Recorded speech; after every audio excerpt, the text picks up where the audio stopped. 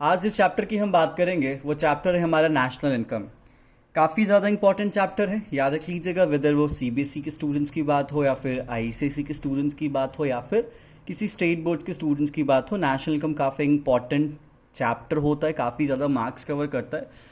अगर मैं सीबीएसई के स्टूडेंट्स के बारे में बात करूँ तो उनके आउट ऑफ 40 अगर देखा जाए तो नेशनल इनकम अकेले 10 मार्क्स की कवरेज करता है, जो कि 40 मार्क्स उनके मैक्रो में आते हैं। या फिर अगर आप ओवरऑल उनके इकोनॉमिक्स के पेपर की बात करते हैं 80 में से, तो 10 मार्क्स का अकेले नेशनल इनकम आता है। तो ध्यान से समझेंगे, एक एक स्टेप समझेंगे। अगर आपको नोट्स बनाना होगा तो आप अपने से नोट्स बना सकते हैं। बाकी मैं यहाँ पे जो भी कॉन्सेप्ट समझाऊंगा आप यहाँ पे ध्यान से समझने की पूरी कोशिश कीजिएगा। देखिए, हमारे सामने दो टर्म आ जाता है, एक तरफ हो जाता है नेशनल और दूसरा टर्म हो जाता है हमारे सामने इनकम। चलो भाई, नेशनल का मतलब तो आपको कहीं ना कहीं पता है कि आप किसी कंट्री के बारे में बात कर रहे हो, ठीक है, या फिर आप किसी इकोनॉमी के बारे में बात करोगे। अगर हम इनकम की बात करते हैं तो सवाल बेसिक सा ये बन जाता है कि चलो सर ये बताओ इनकम क्या होता है। देखो भाई, जहाँ तक अगर हम इनकम की बात करते हैं, किसकी बात करते हैं, अगर हम इनकम की बात करते हैं तो थोड़ा ध्यान से समझिएगा, क्योंकि जनरल पर्सपेक्टिव में लोग इनकम को कुछ और समझते हैं और नॉर्मल पर्सपेक्टिव में लोग इनकम को कुछ और समझते हैं। अगर हम बात करते हैं जनरल पर्सपेक्टिव की, तो जनरल पर्सपेक्टिव में इनकम का मतलब क्या होता है, लोग समझते हैं कि चलो भाई एक बंदा है, ठीक है, जो कोई भी वर्क कर रहा है, क्या कर रहा है, कोई भी वर्क कर रहा है, उस वर्क के बदले में जो उसको पेमेंट मिल रहा है, क्या मिल रहा है, जो भी उसको पेमेंट मिल रहा है वही बस इनकम है। ऐसा नहीं है, मैं ये नहीं कह रहा कि काम के बदले में जो पैसा मिलता है वो इनकम नहीं है, लेकिन इनकम इससे भी कहीं ना कहीं और भी ज़्यादा है। अगर आप इकोनॉमिक्स के नज़रिए से देखते हो तो इनकम क्या होता है, तो आप ये कह सकते हो इनकम का मतलब कोई भी मनी, याद रख लीजिएगा, कोई भी पैसा अगर एक बंदे को रिसीव हो रहा है, इट डजेंट मैटर उसने इसे अर्न किया है या फिर उसने इसे अर्न नहीं किया। फॉर एग्जाम्पल, एक छोटा सा एग्जाम्पल मैं आपको देता हूँ। मान लेते हैं आप किसी कंपनी के एम्प्लॉयज़, या आप किसी कंपनी के एम्प्लॉय हैं, वो कंपनी आपको पर मंथ 1 लाख रुपए सैलरी देती है, तो 1 लाख रुपए पर मंथ सैलरी आपकी इनकम है, क्योंकि वो कमाई गई है, ठीक है। दूसरा आप एग्जाम्पल ले लीजिए, मान लेते हैं आपको आपके अंकल से या फिर आंटी से एक जो लैंड है, एक जो ज़मीन है, ठीक है, वो क्या दी गई है, गिफ्ट में दी गई है। आपको क्या दी गई है, गिफ्ट में दी गई है। तो देखो भाई, ये जो आपको लैंड मिला गिफ्ट में, ये भी आपके इनकम में काउंट किया जाएगा। या फिर अगर किसी ने आपको गिफ्ट में कुछ ज्वेलरी दी गोल्ड की, या फिर कैश ही क्यों नहीं दे दिया, ये भी आपके इनकम में ही कैटेगराइज किया जाएगा। तो जब आप इनकम की बात करेंगे तो इकोनॉमिक्स की नज़र में इनकम का जो कंटेक्स्ट होता है वो काफ़ी ज़्यादा ब्रॉड होता है। इकोनॉमिक्स में इनकम का मतलब बस कमाया गया नहीं होता, बिना कमाया गया पैसा, जिसको हम अनअर्न्ड इनकम कहते हैं, वो भी होता है। अब देखो, हम पढ़ क्या रहे हैं, तो भैया हम पढ़ने वाले हैं नेशनल इनकम। क्या पढ़ने वाले हैं, नेशनल इनकम। और नेशनल इनकम के केस में अगर हम इनकम की बात करते हैं जिसका रिप्रेजेंटेशन वाई से होता है, ठीक है, ये दो तरीके के होते हैं। कितने तरीके के इनकम होते हैं, दो तरीके के इनकम होते हैं। फर्स्ट जो आपके सामने इनकम होता है, उस इनकम को एक कहा जाता है फैक्टर इनकम। क्या कहा जाता है, फैक्टर इनकम कहा जाता है। और जो दूसरा इनकम होता है उसे कहा जाता है नॉन फैक्टर इनकम। क्या कहा जाता है, नॉन फैक्टर इनकम। अगर मैं आपको नॉर्मल सेंस में सीधे सीधे बताऊं, क्योंकि मैं इसको और डीप में आपको समझाऊंगा, आप ये समझ सकते हैं कि जो फैक्टर इनकम वाला है ना बच्चा, ये आपका अर्न है। क्या है, ये अर्न है, ठीक है। और जो नॉन फैक्टर इनकम वाला है वो आपके लिए अनअर्न इनकम माना जाएगा, ठीक है। ये बिना कमाया गया पैसा जो आपको मिलेगा वो नॉन फैक्टर इनकम है, और जो कमा के मिलेगा वो आपके लिए फैक्टर इनकम है। हम एक स्टेप और आगे चलते हैं। आपको याद होगा जब हम बात करते हैं फैक्टर्स ऑफ प्रोडक्शन की, जिसकी बात करते हैं फैक्टर्स ऑफ प्रोडक्शन की, तो हमारे सामने कितने फैक्टर्स आते हैं, तो हमारे सामने 4 मेजर फैक्टर्स आते हैं। पहला फैक्टर हो जाता है हमारा लैंड, दूसरा फैक्टर हो जाता है हमारा लेबर, तीसरा फैक्टर हो जाता है हमारा कैपिटल, और चौथा फैक्टर हो जाता है हमारा एंटरप्रेन्योर। तो हमारे सामने कितने फैक्टर्स होंगे, land, labour, capital, entrepreneur, 4 factors हमारे सामने दिख रहे हैं।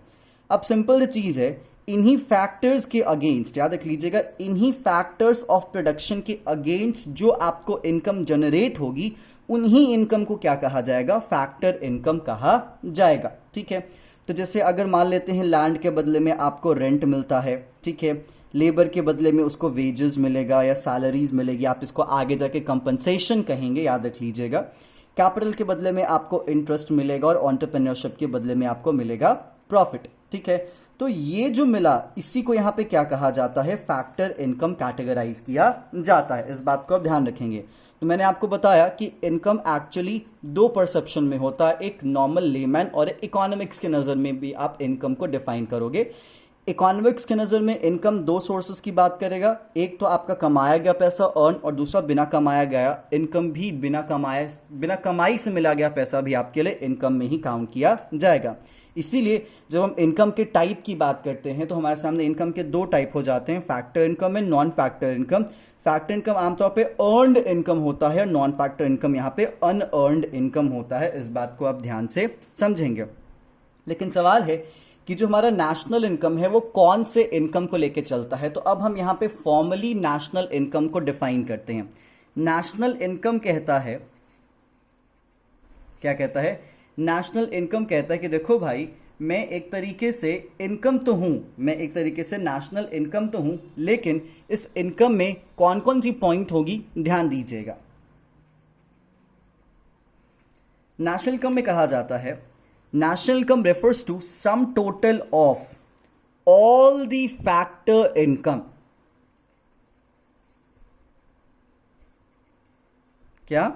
National income refers to sum total of all the factor income which is generated by, याद रख लीजिएगा, which is generated by मतलब वो कमाया जाएगा। किसके थ्रू कमाया जाएगा? तो कमाया जाएगा किसी ऐसे बंदे के थ्रू जो कि आपके कंडीशन में या फिर आपके कैटेगरी में कहा जाएगा नॉर्मल रेसिडेंट। नॉर्मल रेसिडेंट मतलब नेशनल इनकम एक ऐसा इनकम है जिसमें फैक्टर इनकम जाता है, और ये फैक्टर इनकम कौन कमाएगा? ये फैक्टर इनकम कमाएगा नॉर्मल रेसिडेंट। कौन कमाएगा? Normal resident. इस बात को आप ध्यान से समझेंगे। तो आप फॉर्मली डिफाइन कर सकते हो कि नेशनल इनकम क्या होता है। तो आप कहोगे national income is the some total of factor income earned by normal residents of the country. ठीक है, इसमें एक और चीज लगा दोगे, पीरियड ऑफ टाइम और ओवर अकाउंटिंग ईयर। क्लियर क्या? इन 3 पॉइंट को याद रख लीजिएगा। आपको मार्क करना बहुत ज्यादा जरूरी हो जाता है, क्योंकि अगर ये तीनों पॉइंट नहीं रहेंगे आपका नेशनल इनकम का डेफिनेशन इनकम्प्लीट रह जाएगा।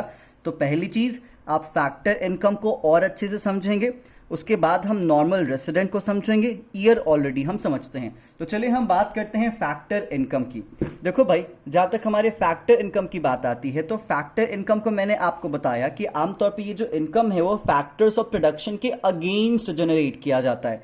हमारा जो फैक्टर ऑफ प्रोडक्शन है वो कितने हैं? 4 हैं। लैंड है, लेबर है, कैपिटल है और एंटरप्रेन्योर है। ठीक है, तो इन्हीं के बदले में जो हमें कमाई मिलेगी वो फैक्टर इनकम के तौर पे कैटेगराइज की जाती है। ठीक है, एक स्टेप हम आगे बढ़ते हैं और एक टॉपिक में ऐड कर रहा हूं, उस टॉपिक को जरा ध्यान से समझिएगा। नेशनल इनकम को कैलकुलेट करने के लिए या प्रॉपरली तरीके से कैलकुलेट करने के लिए आप जरा समझिएगा सेक्टर्स ऑफ इकोनॉमी। क्या? Sectors of economy. किसकी बात करेंगे हम? Sectors of economy. जनरली अगर हम सेक्टर्स ऑफ इकोनॉमी की बात करते हैं तो हमारे सामने मेजर 2 सेक्टर्स होते हैं। क्या होते हैं? 2 सेक्टर होते हैं। एक ऐसा सेक्टर, ठीक है, जिसमें rest of the world involve होता है। मैं आपको प्रॉपरली बताऊं तो अगर मैं यहां पे सेक्टर्स के अलावा इसको अगर मैं काट के टाइप करूं, क्या करूं? टाइप ऑफ इकोनॉमी, तो आप कह सकते हैं प्रॉपरली यहां पे टाइप को माना जाएगा। और टाइप में आपके सामने 2 आ जाएगा, एक होगा ओपन, क्या? एक होगा ओपन इकोनॉमी और दूसरा होगा क्लोज्ड इकोनॉमी। फर्स्ट क्या? ओपन इकोनॉमी और दूसरा क्या? Closed economy. सवाल है कि सर ये ओपन इकोनॉमी क्या है और ये क्लोज्ड इकोनॉमी क्या है, इसको थोड़ा ध्यान से समझने की जरूरत होती है। देखो भाई, जब हम बात करेंगे ओपन इकोनॉमी की, तो ओपन इकोनॉमी में आपके सामने 4 सेक्टर्स आएंगे। कितने सेक्टर्स आएंगे? 4 सेक्टर्स आएंगे। फर्स्ट होगा आपका हाउस होल्ड, दूसरा होगा आपका प्रोड्यूसिंग सेक्टर, तीसरा होगा आपका गवर्नमेंट और चौथा होगा आपका रेस्ट ऑफ द वर्ल्ड। क्या होगा? Rest of the world. ये हो गया आपका ओपन इकोनॉमी। लेकिन जब हम क्लोज्ड इकोनॉमी की बात करेंगे, किसकी बात करेंगे, क्लोज्ड इकोनॉमी की बात करेंगे, तो क्लोज्ड इकोनॉमी में हमारे सामने दो टाइप के इकोनॉमीज आ जाएंगे, ठीक है। एक ऐसा क्लोज्ड इकोनॉमी जिसमें गवर्नमेंट का इंटरफेरेंस नहीं होता, और दूसरा एक ऐसा इकोनॉमी जिसमें हमारे गवर्नमेंट का इंटरफेरेंसेस होता है। क्या होता है, हमारे गवर्नमेंट का इंटरफेरेंस होता है। मैं फिर से इसको रिपीट कर देता हूं ताकि आप इसको यहां पे इंक्लाइन कर पाएं। हम बात कर रहे हैं नेशनल इनकम की। नेशनल इनकम, मैंने कहा that national income refers to sum total of factor income which is generated by normal resident of country for a year और विद इन अ ईयर, ठीक है। फैक्टर इनकम एक ऐसा income है जो कि फैक्टर्स ऑफ प्रोडक्शन के against generate किया जाता है। फैक्टर्स ऑफ प्रोडक्शन की बात आती है तो हम बात करेंगे लैंड, लेबर, कैपिटल और एंटरप्रेन्योर। हम यहाँ पे बात कर रहे हैं टाइप ऑफ इकोनॉमी की। टाइप ऑफ इकोनॉमी में आपके सामने दो इकोनॉमी हो जाता है, ओपन इकोनॉमी हो जाता है, क्लोज्ड इकोनॉमी हो जाता है। ओपन इकोनॉमी एक ऐसा इकोनॉमी है जहां पे चार सेक्टर्स आपको नजर आएंगे। First house hold, second producer, third government and fourth rest of the world. जब हम क्लोज्ड इकोनॉमी के बारे में बात करेंगे तो क्लोज्ड इकोनॉमी आपके सामने दो हिस्सों में आएगा। एक ऐसा क्लोज्ड इकोनॉमी जिसमें गवर्नमेंट का इंटरफेयर नहीं होता, और दूसरा एक ऐसा क्लोज्ड इकोनॉमी जिसमें गवर्नमेंट का इंटरफेयर होता है। तो देखिए, अगर क्लोज्ड इकोनॉमी और गवर्नमेंट का इंटरफेयर नहीं है तो आपके सामने इकोनॉमी के मात्र दो सेक्टर बचेंगे। एक होगा आपका हाउस होल्ड और दूसरा होगा आपका प्रोड्यूसिंग सेक्टर। क्या होगा, पहला हाउस होल्ड और दूसरा कौन होगा, प्रोड्यूसिंग सेक्टर। लेकिन ऐसा क्लोज्ड इकोनॉमी जिसमें गवर्नमेंट का इंटरफेयर है तो वहां पे आपके सामने तीन सेक्टर्स हो जाएंगे। फर्स्ट आपका हो जाएगा हाउस होल्ड सेक्टर, सेकेंड हो जाएगा आपका प्रोड्यूसिंग सेक्टर, थर्ड हो जाएगा आपका गवर्नमेंट सेक्टर। याद रख लीजिएगा, अगर गवर्नमेंट का इंटरफेरेंस है तो गवर्नमेंट इसमें है, गवर्नमेंट का इंटरफेरेंस नहीं है तो गवर्नमेंट इसमें नहीं है। और जब ओपन इकोनॉमी होता है तो ओपन इकोनॉमी में रेस्ट ऑफ द वर्ल्ड मतलब दुनिया वाले होते हैं। हम दुनिया वाले से खरीदते हैं या फिर दुनिया वालों को बेचते हैं। एक्सपोर्ट इंपोर्ट का मैटर आमतौर पे आपके रेस्ट ऑफ द वर्ल्ड में क्या किया जाता है, काउंट किया जाता है। और अगर इकोनॉमी ओपन है तो याद रख लीजिएगा, उस ओपन इकोनॉमी को मैनेज करने के लिए, कंट्रोल करने के लिए गवर्नमेंट का होना जरूरी है।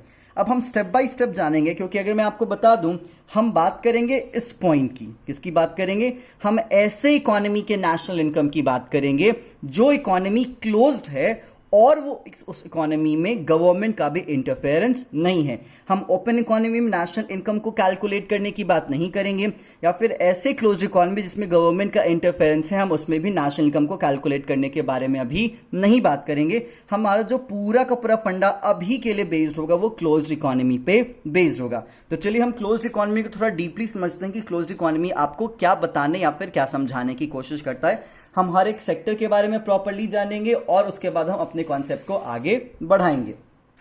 तो चलो भाई, मैंने आपको अभी बताया कि ठीक है, हाँ जी से नेशनल इनकम की बात आती है तो नेशनल इनकम के रेफरेंस में हमारे सामने टाइप्स ऑफ इकोनॉमी हो जाती है, क्लोज्ड हो जाती है और ओपन इकोनॉमी हो जाती है। हम बात कर रहे हैं क्लोज्ड की, ठीक है। किसकी बात कर रहे हैं, क्लोज्ड की, और ऐसा क्लोज जिसमें हमारे गवर्नमेंट का कोई भी इंटरफेरेंस नहीं है। तो आपके सामने दो सेक्टर्स हो जाते हैं। एक हो जाता है बच्चा आपका हाउस होल्ड, और दूसरा आपके सामने हो जाएगा आपका प्रोड्यूसिंग सेक्टर, ठीक है।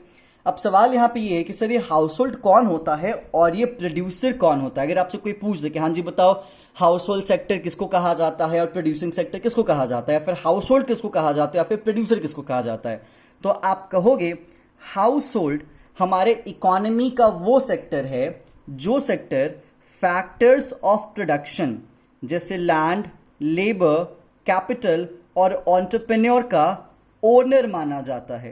क्या माना जाता है, ओनर माना जाता है, मालिक माना जाता है। इस बात को आप ध्यान देंगे, ठीक है। लेकिन यही अगर बात आती है प्रोड्यूसिंग सेक्टर की, तो सर ये प्रोड्यूसिंग सेक्टर किसे कहा जाएगा, तो प्रोड्यूसिंग सेक्टर एक ऐसा सेक्टर है इकोनॉमी में, या फिर इकोनॉमी का एक ऐसा सेक्टर है जो कि इन्हीं फैक्टर्स ऑफ प्रोडक्शन का क्या माना जाता है, यूजर माना जाता है। क्या माना जाता है, यूजर माना जाता है या फिर हायरर माना जाता है। एक्चुअली होता क्या है इस बात को समझिएगा। हाउस होल्ड के पास लैंड है, लेबर है, कैपिटल है, एंटरप्रेन्योर से। हाउस होल्ड क्या है, हम और आप जैसे लोग, हमारे पास अपनी ज़मीनें हैं, ठीक है, हम एज अ लेबर के तौर पे भी काम करते हैं, हमारे पास अपनी सेविंग्स भी होते हैं जो कि हम बैंक में ले जाके देते हैं, हमारे पास अपना माइंडसेट भी होता है। तो ये जो प्रोड्यूसर है वो हाउस होल्ड को कहता है कि आप अपना लैंड दे दो, आप अपना लेबर दे दो, आप अपना कैपिटल दे दो, आप अपना एंटरप्रेन्योरशिप दे दो। तो हाउस होल्ड क्या करता है, खुशी खुशी उसको लाके दे भी देता है कि ठीक है भैया तुम ले लो, ठीक है। तो हाउस होल्ड अपना जितना भी फैक्टर्स ऑफ प्रोडक्शन है वो फैक्टर्स ऑफ प्रोडक्शन किसको दे रहा है, हमारे प्रोड्यूसिंग सेक्टर को दे रहा है। तो producing sector in factors of production को लेके क्या करेगा, प्रोडक्शन करेगा। क्या करेगा, प्रोडक्शन करेगा। प्रोडक्शन का मतलब यहां पे सिंपल सी चीज है, वो या तो बनाएगा गुड्स या फिर वो देगा सर्विसेज। क्या देगा, या तो बनाएगा गुड्स या तो देगा सर्विसेज। अब इन्हीं गुड्स एंड सर्विसेज को बना के वो बेचेगा और बेचने के बाद जो पैसा मिलेगा वो पैसा किसको देगा, हाउस होल्ड को। किसको देगा, वो हाउस होल्ड को। तो आप यहां पे देख पा रहे होंगे प्रॉपरली, उम्मीद है आप इस बात को समझ भी पा रहे होंगे कि एक तरफ हाउस होल्ड इसको लैंड दे रहा है, लेबर दे रहा है, कैपिटल दे रहा है, एंटरप्रेन्योर दे रहा है। तो इन चीजों के देने के बदले में जो ये प्रोड्यूसर है वो लैंड के बदले में क्या देगा, रेंट देगा, ठीक है। लेबर के बदले में क्या देगा, वेजेस देगा, ठीक है। कैपिटल के बदले में क्या देगा, इंटरेस्ट देगा, और एंटरप्रेन्योरशिप के बदले में क्या देगा, प्रॉफिट देगा, ठीक है। तो आप यहां पे देख रहे हो कि एक सेक्टर दूसरे पे डिपेंड है और जो दूसरा सेक्टर है वो पहले पे डिपेंड है। मतलब कोई भी सेक्टर इंडिपेंडेंट नहीं है, दोनों सेक्टर इंटरडिपेंडेंट है, जिस बात को आपको समझना जरूरी होता है। और इसी रेंट, इसी वेजेस और यही इंटरेस्ट और यही प्रॉफिट जब हमारे हाउस होल्ड के पास पहुंचता है तो हाउस होल्ड कहता है कि हाँ जी भैया हमें क्या हुआ, इनकम हुआ। क्या हुआ, हमें इनकम हुआ। और इसी इनकम को याद रख लीजिएगा, इसी इनकम को यहां पे नेशनल इनकम में काउंट किया जाता है। क्या किया जाता है, नेशनल इनकम में काउंट किया जाता है। अब जरा एक स्टेप हम आगे बढ़ते हैं और जरा ध्यान से समझते हैं इसके दूसरे एस्पेक्ट को। भैया इसका दूसरा एस्पेक्ट क्या है, देखो बच्चे इसका दूसरा एस्पेक्ट आपको समझना जरूरी हो जाता है। क्यों जरूरी हो जाता है, क्योंकि इस सर्कल को, इस प्रोसेस को कंप्लीट होना चाहिए। जैसे ठीक है इसने गुड्स एंड सर्विसेज भी तो इसी को ऑफर करना है ना, क्योंकि इसने लैंड, लेबर, कैपिटल, एंटरप्रेन्योर इसको दिया, इसने गुड्स एंड सर्विसेज बनाए और अल्टीमेटली गुड्स एंड सर्विसेज बेच के वो इसको पैसा देता है। लेकिन अल्टीमेटली इस पैसे के बदले में, इसी इनकम के बदले में ये जो हाउस होल्ड है ये इनकम प्रोड्यूसर को वापस देगा और ये गुड्स एंड सर्विसेज वापस इससे क्या करेगा, खरीदेगा। क्या करेगा, खरीदेगा। तो आप यहां पे देख रहे होगे कि अल्टीमेटली इसके पास फैक्टर्स ऑफ प्रोडक्शन है, ये इसको यूज कर रहा है, यूज करके गुड्स एंड सर्विसेज बना रहा है, ये इसी गुड्स एंड सर्विसेज को इनको बेच रहा है, इसके बदले में ये पैसा ले रहा है और इसी पैसे को ये वापस इनको इनकम के फॉर्मेट में दे रहा है। और यही पूरे के पूरे इकोनॉमी का सिस्टम है जो कि हमारे यहां चलता है। तो जरा ध्यान से देखिए, इस पूरे के पूरे सर्कल को मैं दो हिस्सों में बांटना हूं, क्योंकि इन दो हिस्सों में बांट के आपको बखूबी प्रॉपर्ली समझ में आ जाएगा। Just a minute.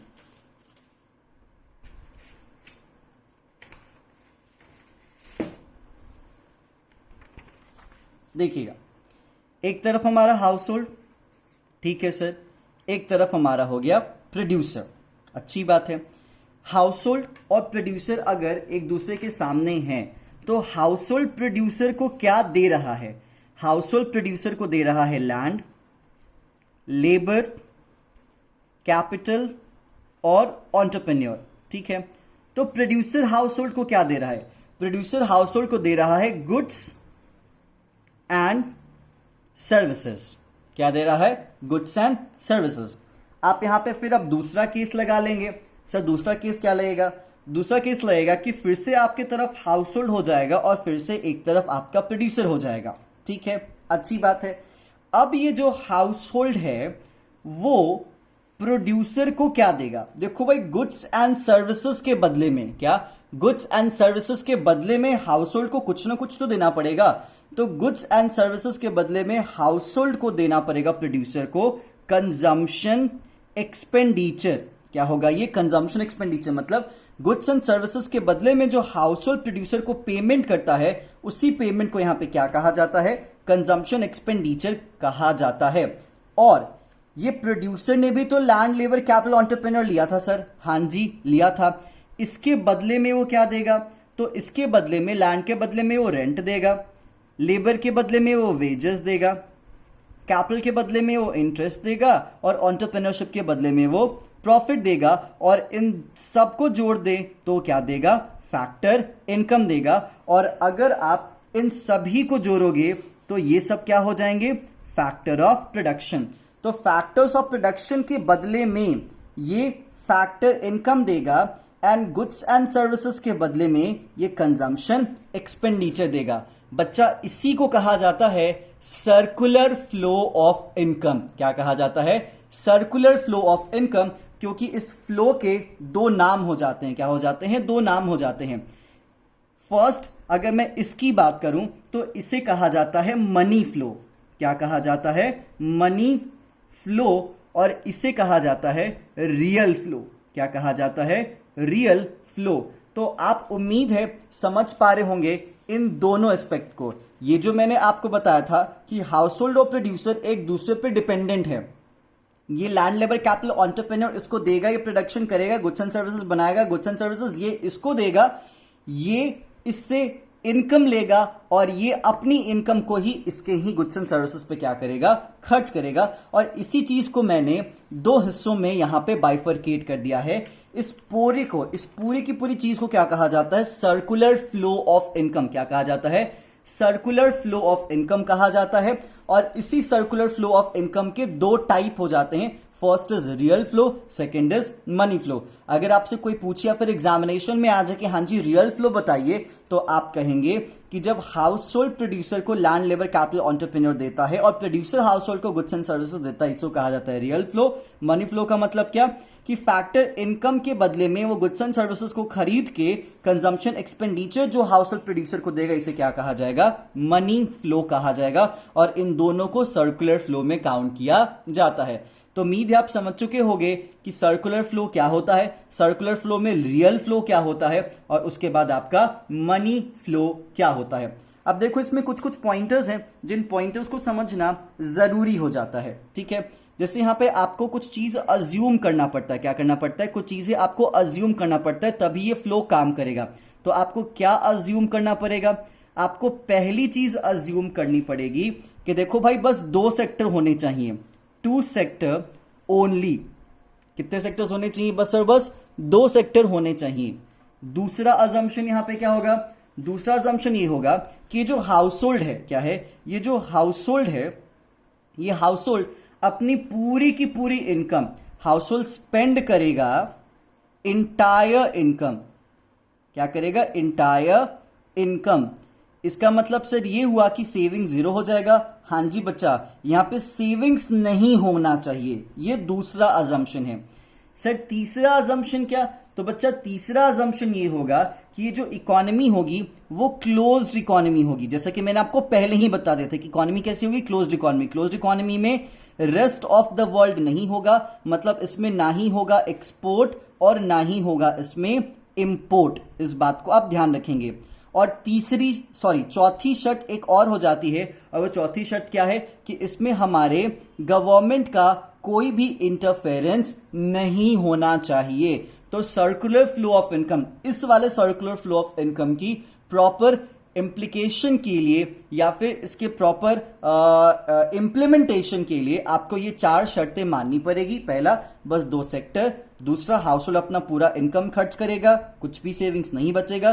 तीसरा, क्लोज्ड इकोनॉमी, मतलब एक्सपोर्ट इंपोर्ट का इसमें कोई फंडा नहीं होगा और इसमें गवर्नमेंट का कोई भी इंटरफेरेंस नहीं होगा, तब जाके प्रॉपर सर्कुलर फ्लो काम करेगा। अदरवाइज ये सर्कुलर फ्लो काम नहीं करेगा। तो उम्मीद है आप समझ चुके होंगे कि सर्कुलर फ्लो ऑफ इनकम क्या होता है। और इसी सर्कुलर फ्लो ऑफ इनकम से याद रख लीजिएगा, आपके सामने पहली चीज जो जनरेट होती है उस चीज को कहा जाता है नेशनल इनकम। क्या कहा जाता है, नेशनल इनकम। क्योंकि आप सिंपल तो सोचो, अगर हाउस होल्ड इसको लैंड लेबर कैपिटल एंटरप्रेन्योर दे ही ना तो ये प्रोडक्शन ना कर पाए, तो ये प्रोडक्शन ना कर पाए तो अल्टीमेटली गुड्स एंड सर्विसेज नहीं बना पाएगा, गुड्स एंड सर्विसेज नहीं बना पाएगा तो इसको इनकम नहीं दे पाएगा और फिर ये कंजम्पशन एक्सपेंडिचर नहीं कर पाएगा। इसलिए कहा जाता है कि अगर आप सर्कुलर फ्लो के सिग्निफिकेंस की बात करो, इंपॉर्टेंस की बात करो, तो ये सर्कुलर फ्लो के ही कारण हमारे यहां नेशनल इनकम जनरेट हो भी पाता है। अदरवाइज आइसोलेशन में बैठ के कोई भी इनकम जनरेट नहीं होता। तो उम्मीद है आपको समझ में आया होगा कि इस सर्कुलर फ्लो का इंपॉर्टेंस हमारे नेशनल इनकम में क्यों है, क्योंकि ये नेशनल इनकम को जनरेट करने के लिए सर्कुलर फ्लो को होना जरूरी है। अगर सर्कुलर फ्लो नहीं होगा तो हमारा नेशनल इनकम भी प्रॉपर काम नहीं करेगा। तो चलिए यहां तक के सारे कॉन्सेप्ट्स मैं आपको रिवाइज करवा दूं, उम्मीद है आपको समझ में आ जाएगा। Just a minute. सबसे पहली चीज हमने शुरुआत की थी नेशनल और इनकम से, ठीक है। नेशनल का मतलब कोई भी कंट्री या इकोनॉमी जिसको आप प्रेफर करोगे। इनकम का मतलब क्या, नॉर्मल इंसान के लिए कमाई कहा जाता है भैया, लेकिन वो तो अर्निंग हो जाती है ना। इनकम का मतलब एक इकोनॉमिक्स वाले स्टूडेंट के लिए क्या होगा, इनकम का मतलब सिंपल चीज मनी जो कि आपको मिले, इट डजंट मैटर किसी भी सोर्स से मिले। तो यहां पे आप ये कह सकते हो money received by a person from any sources, it doesn't matter whether it's earned or unearned। आप काम करो, सैलरी मिल रहा है, इनकम है। आपको कहीं से गिफ्ट मिल रहा है, फ्री में पैसे मिल रहे हैं, वो भी इकोनॉमिक्स की नजर में इनकम माना जाएगा। इसीलिए इनकम की दो कैटेगरी हो जाती है, first is factor income, second is non factor income. Factor income की बात होती है मतलब कमाई वाला पैसा, नॉन फैक्टर इनकम की बात जो पैसा हमने कमाया नहीं है, फ्री में मिला है, ठीक है। Factor income factors of production के अगेंस्ट जनरेट की जाती है। फैक्टर्स ऑफ प्रोडक्शन कितने, लैंड, लेबर, कैपिटल और एंटरप्रेन्योर। लैंड के बदले में क्या मिलेगा, रेंट, लेबर के मतलब बदले में वेजेस, कैपिटल के बदले में इंटरेस्ट और एंटरप्रेन्योरशिप के बदले में आपको मिलेगा प्रॉफिट। और इन्हीं चीजों को क्या कहा जाएगा, फैक्टर इनकम कहा जाएगा। नेशनल इनकम में याद रख लीजिएगा, किसमें, नेशनल इनकम में आपका काउंट किया जाएगा only and only factor income. क्या, only and only factor income, मतलब national income non factor income को काउंट नहीं करता। मतलब मुफ्त वाला पैसा, फ्री वाला पैसा हमारे नेशनल इनकम की कवरेज में नहीं आते। और इसलिए नेशनल इनकम को डिफाइन किया जाता है that national income is the some total of factor income. I'll repeat, national income is the sum total of factor income earned by normal residents of country during a period of time. Simple as that. Factor income को आपको समझना पड़ेगा properly. Factor income जो कि factors of production के again generate होती है, उसमें आपको टाइप ऑफ इकोनॉमी समझना पड़ेगा। टाइप ऑफ इकोनॉमी में दो इकोनॉमी, ओपन इकोनॉमी और क्लोज इकोनॉमी। ओपन इकोनॉमी एक ऐसी इकोनॉमी होती है जिस इकोनॉमी में चार सेक्टर्स मौजूद होते हैं, major sector, household, then producing, then government and then rest of the world. इसी रेस्ट ऑफ द वर्ल्ड होने के कारण इकोनॉमी क्या बन जाती है, ओपन इकोनॉमी बन जाती है। रेस्ट ऑफ द वर्ल्ड में हम एक्सपोर्ट इंपोर्ट की बात करेंगे, ओवरसीज ट्रांजैक्शन की बात करेंगे। दूसरा क्लोज्ड इकोनॉमी। क्लोज्ड इकोनॉमी दो टाइप के होते हैं, first is with government intervention and second is without government intervention. With government intervention में सरकार की इंटरफेरेंसेस होती है, जैसे आपका हाउस होल्ड है, आपका प्रोड्यूसिंग सेक्टर है और आपकी गवर्नमेंट है, ये तीनों होंगे।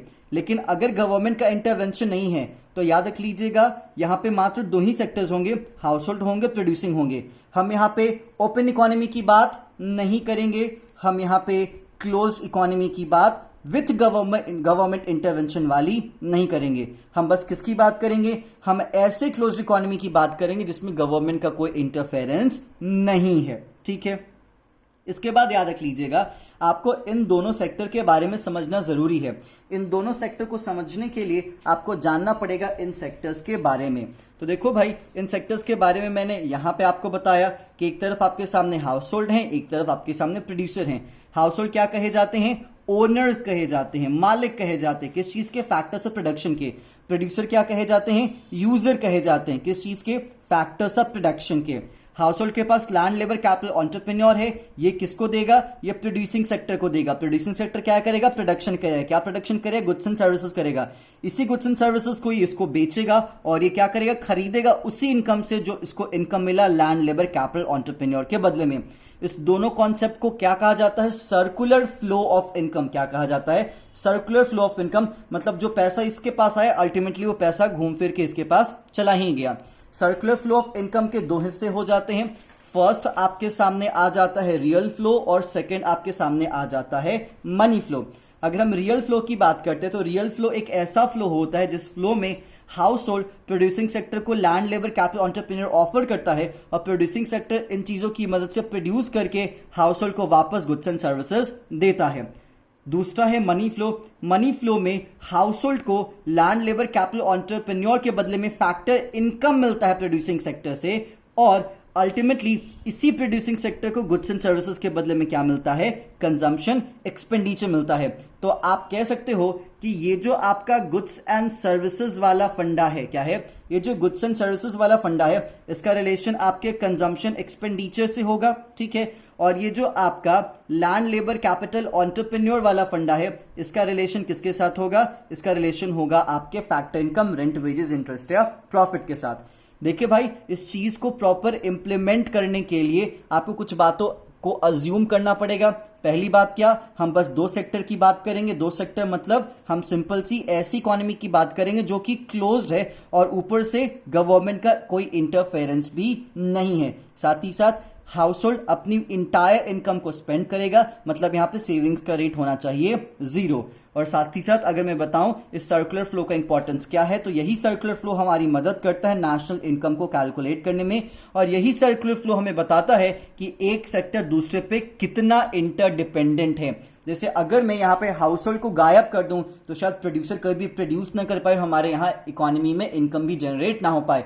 या फिर बस प्रोड्यूसर रहे, मान लेते हैं, सॉरी, अगर बस हाउस होल्ड रहे, प्रोड्यूसर ना रहे, तो अल्टीमेटली हाउस होल्ड के पास जो रिसोर्सेज हैं, ये रिसोर्सेज लैटेंट रह जाएंगे, अनयूज्ड रह जाएंगे, फिर भी नेशनल इनकम जनरेट नहीं हो पाएगा। इसलिए दोनों एक दूसरे पर जरूर डिपेंडेंट है। हाउस होल्ड अपने गुड्स एंड सर्विसेज के लिए डिपेंडेंट है और प्रोड्यूसिंग सेक्टर अपने फैक्टर्स ऑफ प्रोडक्शन के लिए डिपेंडेंट है। तो उम्मीद है आपको समझ में आ चुका होगा। जो मैंने आपको बताया था नेशनल इनकम का पहला वर्ड, जो कि मैंने आपको क्लियर कर दिया, फैक्टर इनकम की जो कहानी थी। अब हमें जानना चाहिए कि ये नॉर्मल रेसिडेंट क्या होता है। देखिए भैया, जहां तक हम नॉर्मल रेसिडेंट की बात करते हैं, किसकी बात करते हैं, हम नॉर्मल रेसिडेंट की बात करते हैं, तो हमें कुछ कुछ टर्म्स को समझना पड़ेगा, तब जाके हम नॉर्मल रेसिडेंट को प्रॉपरली समझ पाएंगे। तो सवाल यहां पे ये है कि नॉर्मल रेसिडेंट कौन होता है। देखो भाई, नॉर्मल रेसिडेंट के लिए कुछ शर्तें हैं, जिन शर्तों को पूरा करना पड़ता है तभी जाके वो इंसान नॉर्मल रेसिडेंट माना जाता है। तो अब हम यहाँ पे क्या एक्सप्लेन करेंगे, अब हम एक्सप्लेन करेंगे नॉर्मल रेसिडेंट, ठीक है। क्योंकि आपको बताया गया कि नेशनल इनकम में बस फैक्टर इनकम जाएगा और ऐसा फैक्टर इनकम जो कि नॉर्मल रेसिडेंट ही जनरेट करेगा, कोई और जनरेट नहीं करेगा। तो यहां पे नॉर्मल रेसिडेंट कौन होगा। देखो भाई, नॉर्मल रेसिडेंट के लिए यहां पे दो शर्तें हैं, ठीक है। पहली शर्त क्या होती है, तो भैया यहाँ पे आपकी पहली शर्त होती है कि नॉर्मल रेसिडेंट वो रेसिडेंट होगा जो कि हमारे कंट्री में ऑर्डिनरली रिसाइड कर रहा है, मतलब आम तौर पे रह रहा है, ठीक है।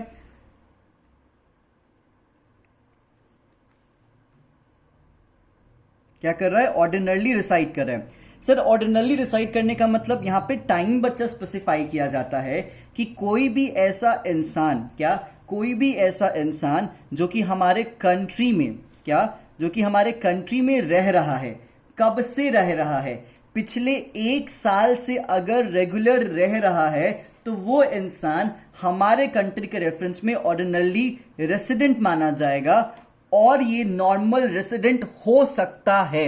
लेकिन वो बंदा जो कि हमारे कंट्री में ऑर्डिनरली रिसाइड कर रहा है, वो नॉर्मल रेसिडेंट होगा या नहीं होगा, ये डिपेंड इसके दूसरे शर्त पे करता है।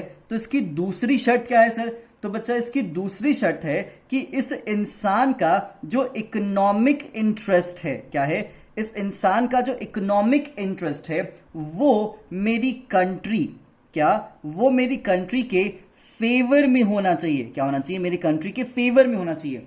मेरी कंट्री के फेवर में होने का मतलब क्या, मेरी कंट्री के फेवर में होने का सिंपल सा मतलब है कि वो जितनी भी इकोनॉमिक एक्टिविटी कर रहा है, क्या कर रहा है,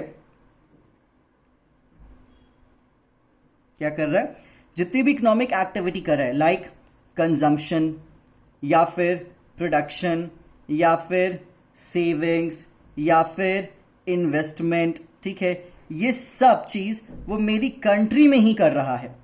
तो अगर ये दोनों शर्त इंप्लीमेंट होती दिखती है, ये दोनों शर्त, ये दोनों कंडीशन फुलफिल होती दिखती है, तो ये जो इंसान आपको दिख रहा है, इस इंसान को हम नॉर्मल रेसिडेंट कह सकते हैं। विच मीन्स आमतौर पे अगर हम नेशनल इनकम की बात करते हैं तो नेशनल इनकम में मैं बार बार कह रहा हूं दो चीजें, factor income and normal resident.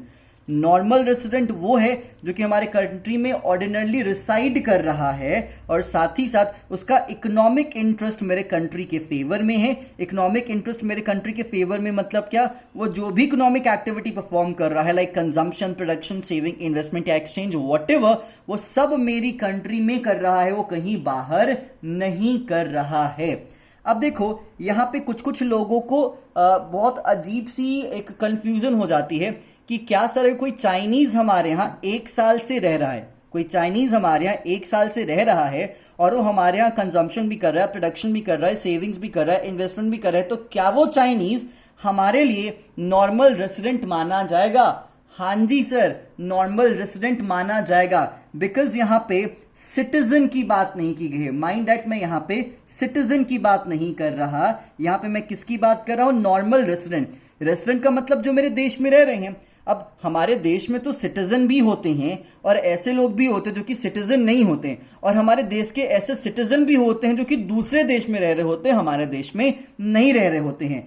तो आप यहां पे नॉर्मल रेसिडेंट में सारे सिटीजन को काउंट कर सकते हो या नहीं कर सकते हो, ये बात की बात है। आप यहां पे नॉर्मल रेसिडेंट को फाइंड करने के लिए, नॉर्मल रेसिडेंट को कंफर्म करने के लिए आप इन्हीं दोनों शर्तों को देखोगे। आप ये मत देखोगे कि भाई मेरे यहां कौन नागरिक है, बिकॉज नागरिक और रहना दोनों में अंतर है। हमारे देश के बहुत सारे नागरिक हैं, लेकिन हमारे देश में बहुत सारे ऐसे नागरिक हैं जो कि हमारे देश में नहीं रह रहे हैं, लेकिन ऐसे बहुत सारे नागरिक हैं भी जो हमारे देश में रह रहे हैं। एक दूसरा पॉइंट यहां पे समझ लीजिए कि हमारे देश के ऐसे बहुत सारे नागरिक नहीं है लेकिन हमारे देश में रह रहे हैं। For example Chinese Indian citizen नहीं है लेकिन इंडिया का रेसिडेंट हो सकता है, ठीक है। और ऐसे बहुत सारे इंडियन हैं जो कि सिटीजन तो हैं लेकिन रेसिडेंट नहीं है, वो या तो दुबई में रहते हैं, यूएस में रहते हैं, ऑस्ट्रेलिया में रहते हैं, जापान में रहते हैं, वो कहीं भी रह सकते हैं। तो सिटीजन और रेसिडेंशियल स्टेटस, इन दोनों में अंतर है। सिटीजन मतलब नागरिकता, वो सबको नहीं मिलती, और रेसिडेंट का मतलब क्या, जो हमारे देश में रह रहा है वो रेसिडेंट माना जाएगा, भले ही वो देसी हो भले ही वो विदेशी हो। और हम नॉर्मल रेसिडेंट की अगर बात करते हैं तो हमारे लिए इन दोनों शर्तों को फुलफिल करना जरूरी है। इस बात को आप ध्यान रख लीजिएगा। यहां पे एक और टर्म नॉर्मल रेसिडेंट के रेफरेंस में आ जाएगा और वो है नॉन रेसिडेंट। क्या हो जाता है यहां पे? नॉन रेसिडेंट, ठीक है। अब सवाल है कि sir normal residence of India और नॉन रेसिडेंस ऑफ इंडिया में क्या अंतर है? नॉर्मल रेसिडेंट मैंने क्या कहा कि देखो भाई वो मेरे यहां ऑर्डिनरली रिसाइड करेगा, तो non resident sir ordinarily reside नहीं करेगा। दूसरी चीज, नॉर्मल रेसिडेंट का इकोनॉमिक इंटरेस्ट मेरी कंट्री के फेवर में है, तो नॉन रेसिडेंट का इकोनॉमिक इंटरेस्ट मेरी कंट्री के फेवर में नहीं होगा। Simple is that. जैसे ऐसे बहुत सारे इंडियंस हैं जो कि विदेश में रह रहे हैं, सालों साल से, वो दसियों साल से इंडिया में नहीं आए हैं, तो वो ऑर्डिनरली रेसिडेंट नहीं कहे जाएंगे। साथ ही साथ वो फॉरेन में ही रह रहे हैं, वहीं पे कमा रहे हैं, वहीं पे खा रहे हैं, वहीं पे बचा रहे हैं, वहीं पे इन्वेस्ट कर रहे हैं, उनकी पूरी जिंदगी वहीं पे बीत रही है। तो एक्चुअली देखा जाए तो वो इंडियन सिटीजन तो हैं लेकिन वो रेसिडेंट नहीं है, और रेसिडेंट में और भी स्पेसिफाई किया जाए तो वो नॉर्मल रेसिडेंट नहीं है।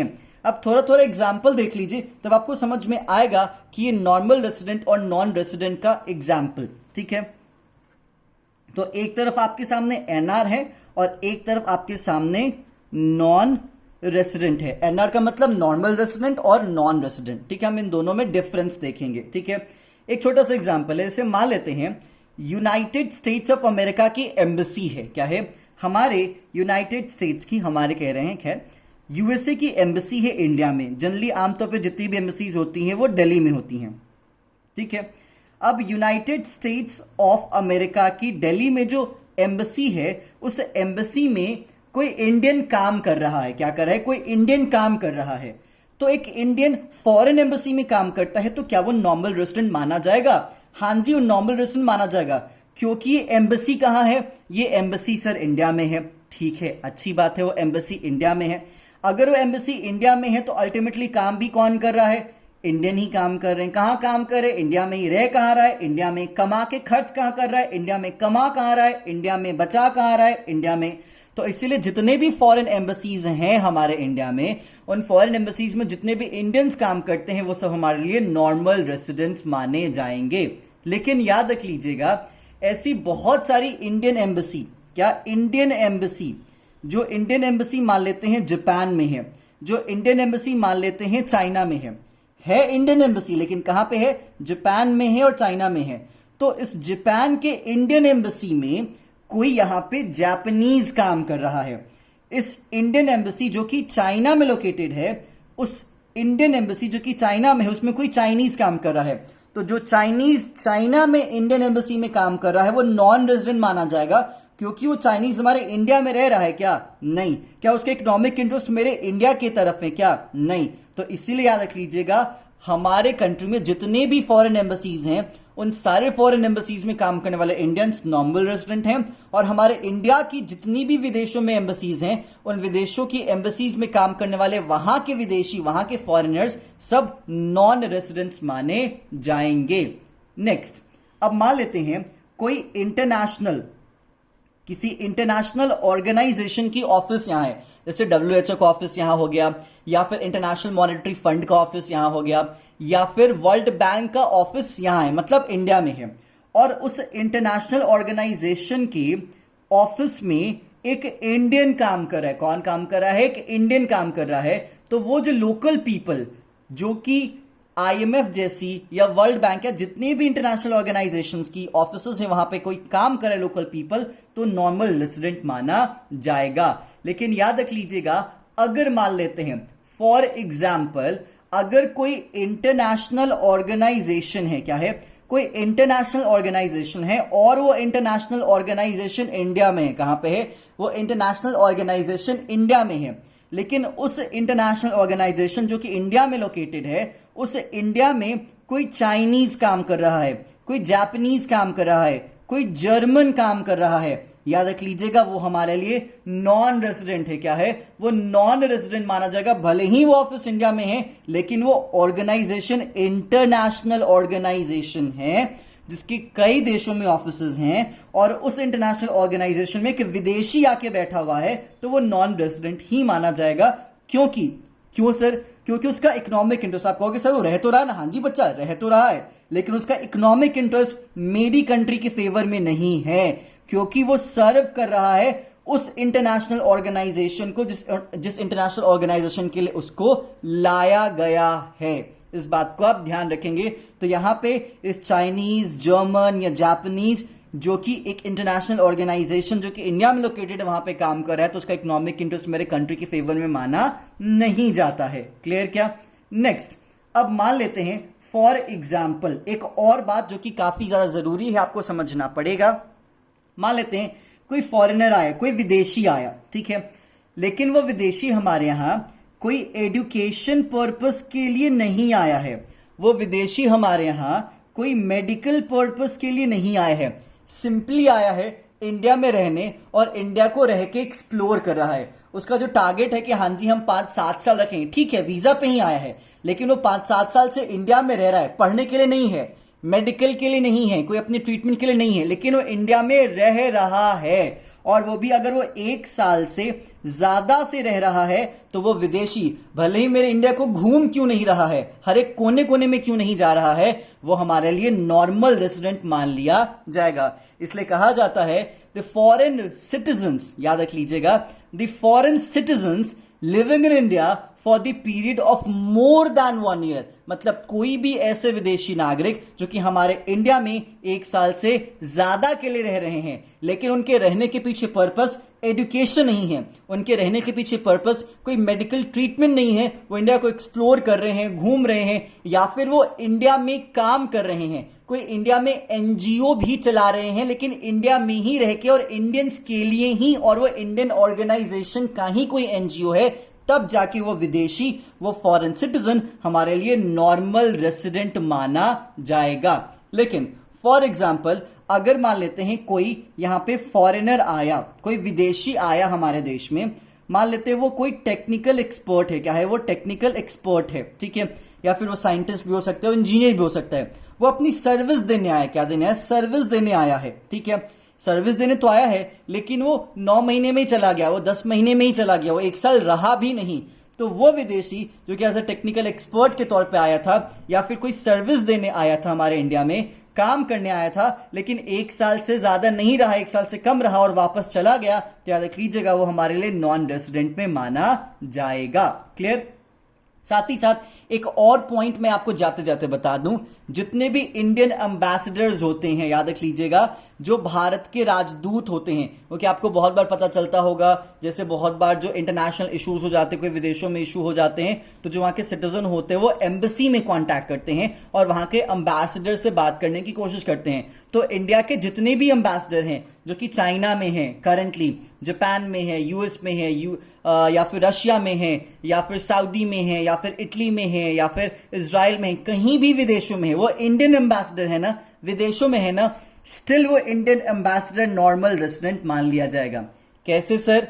वो तो हमारे इंडिया में रह नहीं रहा बच्चा, इन केसेस को एक्सेप्शन मान लिया जाता है। हमारे इंडिया को तो सर्व कर रहे हैं ना, 24/7 हमारे इंडिया को ही रिप्रेजेंट कर रहे हैं उन विदेशों में, वो हमारे इंडियंस के लिए ही काम कर रहे हैं इन विदेशों में। इसलिए कहा जाता है कि जितने भी एम्बेसडर्स हैं जो कि इंडिया के लिए एम्बेसडर के तौर पे काम करते हैं रेस्ट ऑफ द वर्ल्ड में, पूरी दुनिया में, वो सारे इंडियन एम्बेसडर, वो सारे भारत के राजदूत क्या माने जाएंगे? नॉर्मल रेसिडेंट माने जाएंगे। ठीक उसी तरीके से जितने भी एम्बेसडर इंडिया में हैं, मतलब कोई यूएस का एम्बेसडर इंडिया में है, कोई पाकिस्तान का एम्बेसडर इंडिया में है, कोई चाइना का एम्बेसडर इंडिया में है, फ्रांस का एम्बेसडर इंडिया में है, वो सारे विदेशों के एम्बेसडर हैं, वो सारे विदेशी राजदूत हैं। तो वो सारे विदेशी राजदूत हमारे लिए क्या मान लिए जाएंगे? नॉन रेजिडेंट माने जाएंगे। कैसे सर? क्योंकि वो तो रह रहे हैं, वो तो 1 साल से ज्यादा के लिए रह रहे हैं। जैसे कि हमारे एम्बेसडर हमारे लिए नॉर्मल रेजिडेंट हैं, ठीक उसी तरीके से उन लोगों के लिए एम्बेसडर भी उनके लिए नॉर्मल हैं और हमारे लिए नॉन रेजिडेंट माने जाएंगे, क्योंकि इकोनॉमिक इंटरेस्ट वो अपनी कंट्री के लिए रख रहे हैं और Indian ambassador economic interest India के लिए रख रहा है, हमेशा 24/7 इंडिया को रिप्रेजेंट कर रहा है और वो अपनी कंट्री को रिप्रेजेंट कर रहे हैं। इसलिए इस बात को ध्यान रखेंगे कि एम्बेसडर्स की बात आती है या फिर कोई विदेशी नागरिक हमारे यहाँ आया तो है, लेकिन एजुकेशन या मेडिकल के लिए नहीं, अदर रीजन के कारण, लेकिन 1 साल से अगर ज्यादा है तो वो सब हमारे लिए नॉर्मल रेसिडेंट माने जाएंगे। तो उम्मीद है आपको नॉर्मल रेसिडेंट और नॉन रेसिडेंट में ध्यान से समझ में आया होगा। नॉर्मल रेसिडेंट की आपको जो दोनों शर्तें हैं, पहली शर्त ऑर्डिनरी रेसिडेंट, मतलब आमतौर पे भारत में रह रहा हो, और दूसरा इकोनॉमिक इंटरेस्ट अगर हमारी कंट्री के फेवर में है, तभी जाके वो बंदा क्या माना जाएगा? हमारे लिए नॉर्मल रेसिडेंट माना जाएगा। और इसीलिए जब हम अपने यहाँ नेशनल इनकम को डिफाइन करेंगे, किसको डिफाइन करेंगे?